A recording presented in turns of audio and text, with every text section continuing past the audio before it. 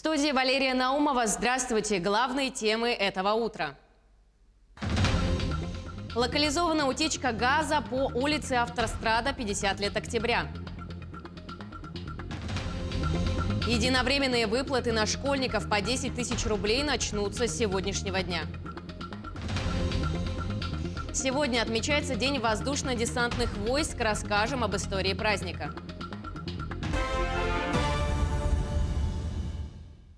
Газовики оперативно локализовали утечку газа по улице Автострада, 50 лет октября. В результате инцидента не последовало ограничений газоснабжения.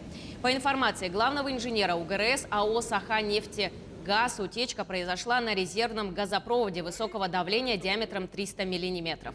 Отмечается, что ситуация находится под контролем. Сегодня ограничат движение транспорта по автостраде 50 лет октября. Ограничения будут действовать по полосе движения в направлении аэропорта до 14 часов. В направлении города будет организовано однополосное движение по автостраде 50 лет октября без ограничений. Автобусные маршруты, направляющиеся в сторону аэропорта, будут курсировать в объезд автострады по маршруту Окружное шоссе, Хатынг-Юряжское шоссе, улица Курнатовского, улица Пилотов. Движение крупногабаритного большегрузного транспорта свыше 3,5 тонн будет осуществляться по маршруту Намский тракт, улица 50 лет Советской армии. В ночь на 3 августа будет полностью восстановлено асфальтовое покрытие автострады в обоих направлениях.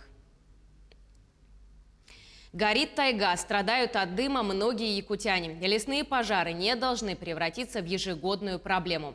Напротив, ее нужно решить так, чтобы в будущем сохранить наш лес и чтобы люди перестали задыхаться от дыма.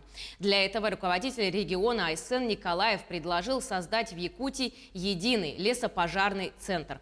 Подобный уже есть в Красноярском крае. Новая структура поможет бороться с огненной стихией, в том числе в самых отдаленных и труднодоступных лесах республики. О возможности создания такого центра и что это даст не только нашему региону, но и всей стране в целом, расскажет Дмитрий Тымыров.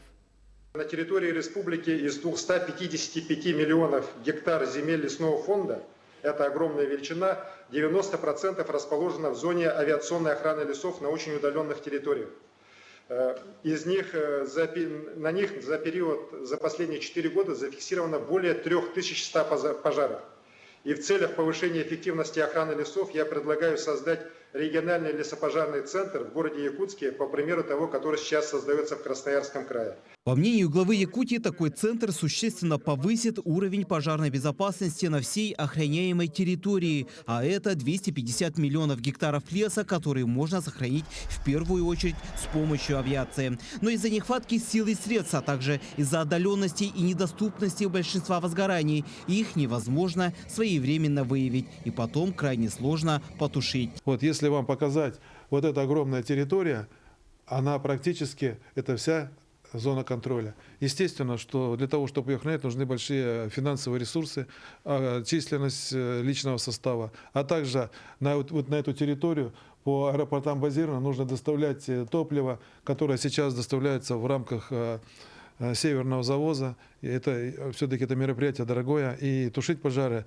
естественно, летать. Глава государства поддержал идею Айсена Николаева и поручил федеральному центру рассмотреть данный вопрос. В свою очередь, министр природных ресурсов и экологии страны Александр Козлов отметил, что центр действительно необходим, но для начала нужно тщательно продумать всю логистику. Об этом он сообщил во время совещания у премьера страны Михаила Мишустина, которое состоялось на неделе в режиме ВКС. Несомненно, группировка на Дальнем Востоке необходима, но мы считаем, что надо все просчитать. Первое – это готовая инфраструктура. Второе – возможность кадрового потенциала региона для укомплектования подразделений. Третье – финансовые затраты на содержание подразделений. И четвертое – локация должна быть такой, чтобы логистика в каждом регионе была удобной. Помимо логистики встал и вопрос финансов. Здесь Айсен Николаев уверил участников совещания, что власти республики рассмотрят возможность софинансирования строительства этого центра. Я считаю, что создание такого центра на территории Якутии необходимо. При необходимости, при принятии такого решения, Михаил Владимирович, я гарантирую, что мы, конечно же, будем рассматривать вопросы софинансирования его создания, в том числе с точки зрения создания материально-технической базы. Безусловно, такие центры в целом в стране у нас нужны. Для Якутии он абсолютно нужен. В пример Айсен Николаев привел отделение авиалесоохраны, которое открылось в этом году в Батагае Верхоянского Алуса. И как результат, этим летом пожаров в тех краях не наблюдается. Значит, в Батагае, вот есть Батагай, да, мы создали в этом году подразделение авиалесоохраны. Одно единственное, там 30 человек, 27 работников парашютно-десантной службы, водитель, летчик-наблюдатель и начальник отделения. В этом году они потушили один лесной пожар, занимались профилактическими работами. Эффект есть, на сегодняшний момент больше пожаров не наблюдаем. А хотя предыдущих 2-3 года на слуху был Батагай, он горел практически все лето. Действительно, эффективность такой меры подтверждает и руководители тех министерств и ведомств, которые занимаются борьбой с лесными пожарами в республике. Конечно же, что все вопросы, которые ставил Арсений Сергеевич у нас, то, что поддержано на уровне президента страны, нас очень воодушевляет. И мы надеемся, что если эта работа будет проведена, то у нас появятся дополнительные возможности, дополнительные силы, чтобы тушить лесные пожары. Создание лесопожарного центра на территории Республики Саха-Якутия в значительной степени повысит качество работы органов управления Якутской территориальной подсистемы РСЧС. Ведь в настоящее время на территории региона ежегодно мы привлекаем дополнительные силы как федеральной лесоохраны и силы Рослесхоза, так и непосредственно Министерства чрезвычайных ситуаций и Министерства обороны.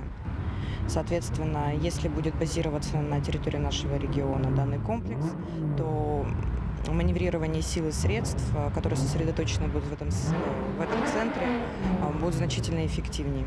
А чтобы максимально повысить эффективность будущего центра, необходимо тщательно рассмотреть все варианты его размещения на территории региона, чтобы центр стал максимально доступным, а его работа продуктивной. Если лесопожарный центр будет создан, здесь только надо определиться по точке базирования, где он будет находиться. В Якутске он будет находиться, может быть, в Айхале, может быть, где-то в той северной территории. Здесь нужно просто определиться с точкой базирования. И тогда уже часть территории, огромная часть территории уже будет прикрыта федеральными силами. Потому что региональный бюджет, конечно же, не сможет выполнить вот эту огромную задачу. Возможность создания подобного центра сегодня обсуждается на самом высоком уровне. Вопрос действительно очень важен для всей России, ведь Якутия по праву считается легкими нашей страны. Изберечь их дело государственной важности.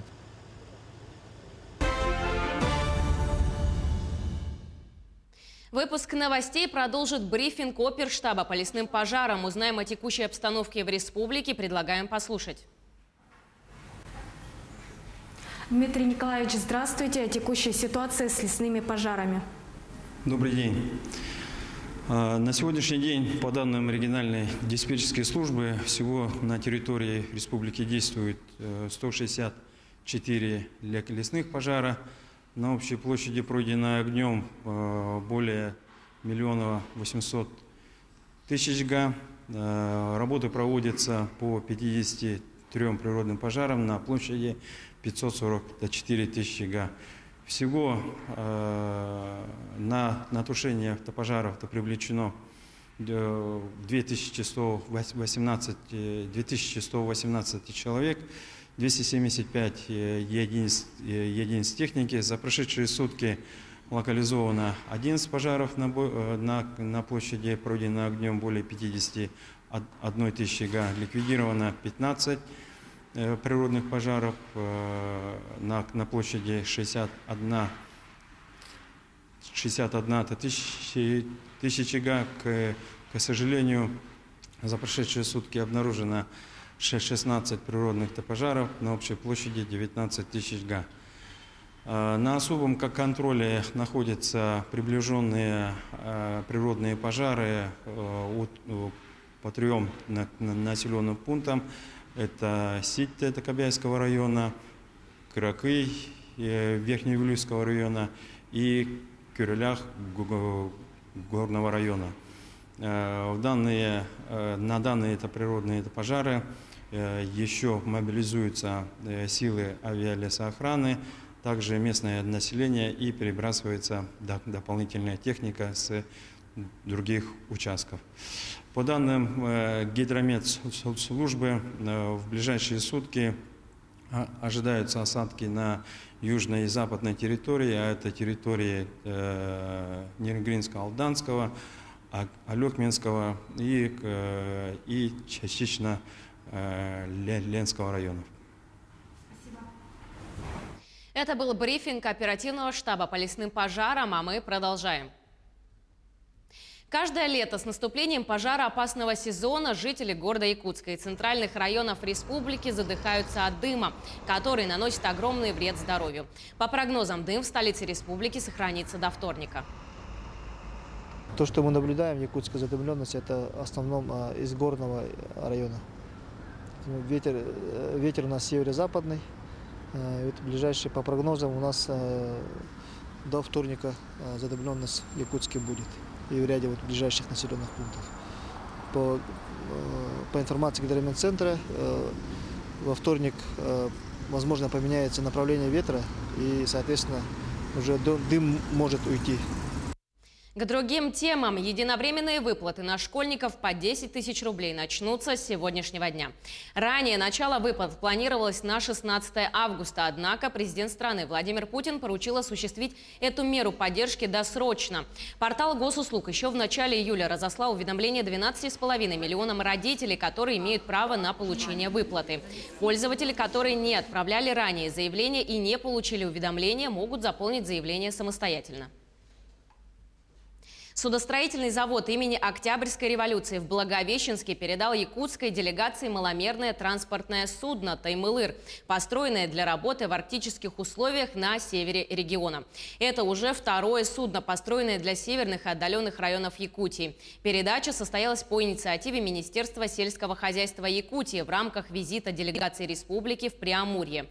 Как уточняется, его построили по заказу МУП «Таймылырский». Судно будет заниматься доставкой улова по реке Лена и ее притокам. При этом внесенные в конструкцию изменения позволят также выходить в море на удаление до 5 километров.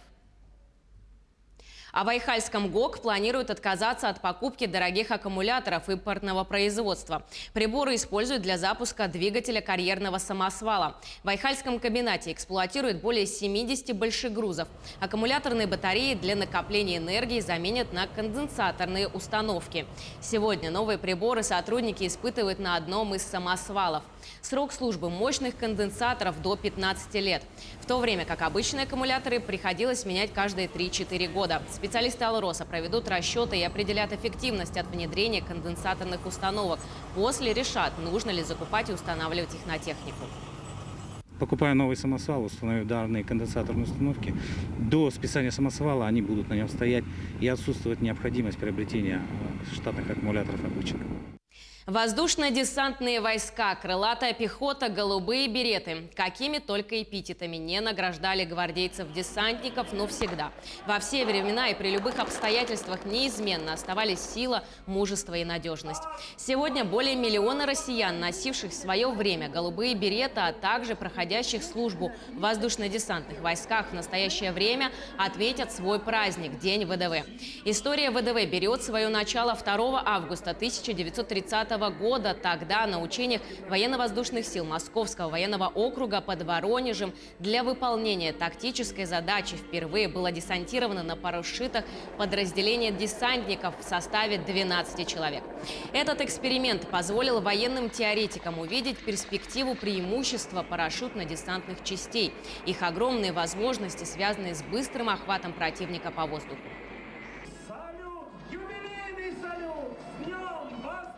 6-й международный фестиваль «Карнавал» любителей сап-серфинга «Фонтанка САП-2021» состоялся в Санкт-Петербурге.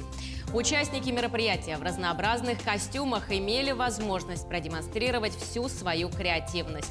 Так, на фестивале можно было увидеть чумного доктора, супергероев, пионеров, принцесс и многих других персонажей.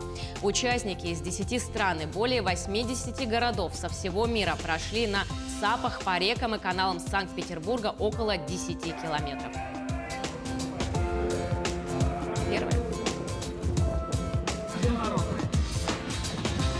К этому часу это все новости. Хорошего дня!